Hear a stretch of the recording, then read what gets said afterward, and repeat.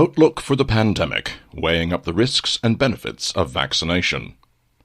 The COVID-19 vaccines currently in use are not as effective against Omicron as they were against Delta.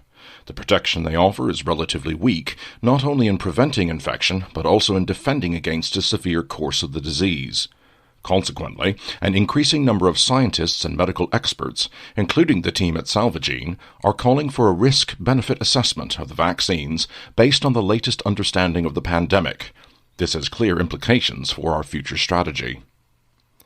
Clinical observations, study evaluations, and case numbers from around the world have shown that the current crop of vaccines offer diminished protection against infection with COVID-19 and, in particular, a shorter duration of protection, 2 to 4 months. They are also less effective in defending against severe disease. This changes the risk-benefit trade-off, especially for younger people and those who are at low risk of falling severely ill with the disease. In fact, some recent reports from reputable and peer-reviewed sources drawing on experiences in Africa and Israel, as well as studies in California, show that protection from hospitalization, which was relatively high before and during the dominance of the Delta variant, lasts for a shorter length of time with Omicron and is also much reduced, including after a booster. This is also confirmed in new studies on the Omicron BA.2 subvariant. In addition, the JAMA, Journal of the American Medical Association, reports that the risk quotient of protection against Omicron after 2 doses of vaccine drops to a figure of 1 after 2.5 months. Even where a third booster dose of vaccine has been administered, protection apparently declines after 4 months, confirming that protection against COVID-19 is not permanent. Some reports authored by the CDC contain slightly more optimistic data, but overall we have to assume that we are now dealing with reduced efficacy and duration of protection against severe courses of the disease. These sobering results are relevant in several respects. Firstly, there is not yet a universally accepted immunity biomarker that can predict the level of protection after vaccination or infection.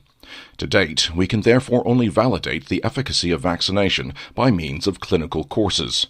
Consequently, we must be cautious about the viability of using immune markers as a bridge to extrapolate previous clinical experience with the Delta variant to the efficacy of currently available vaccines and booster shots against Omicron. This realization has particular relevance for the younger population because the risk-benefit trade-off is particularly important and crucial in their case. This is precisely the issue, together with its attendant problems, that the FDA is also currently working on.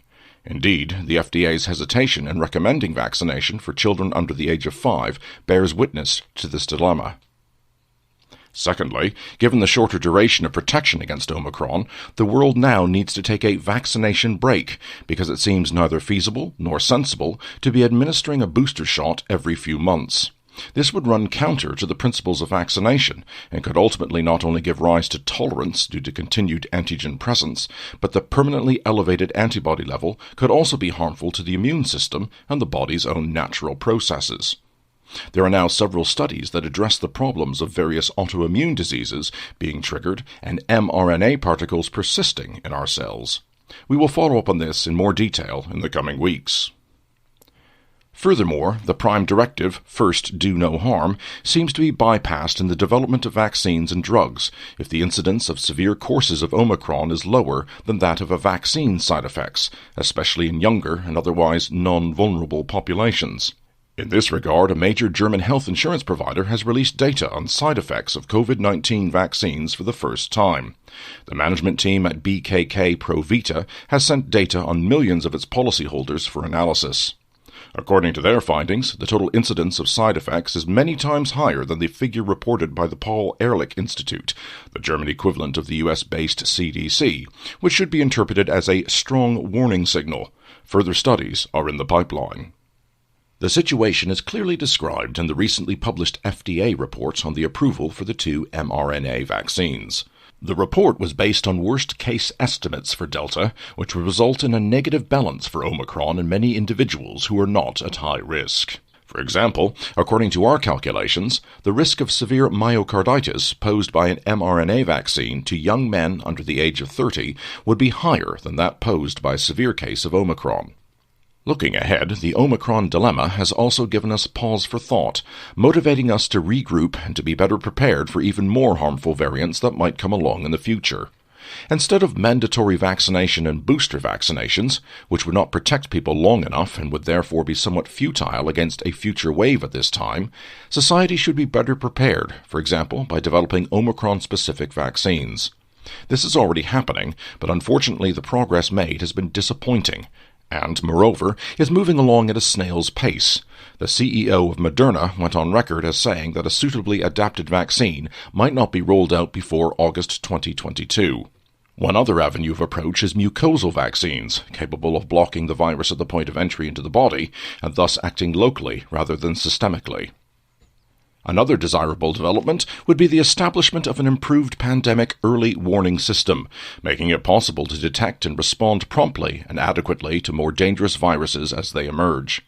We also need the vaccination infrastructure to be more flexible, so that it focuses on delivering protection for particularly vulnerable individuals without lumping everyone together and massively restricting the freedoms of the younger population. Individualization is key.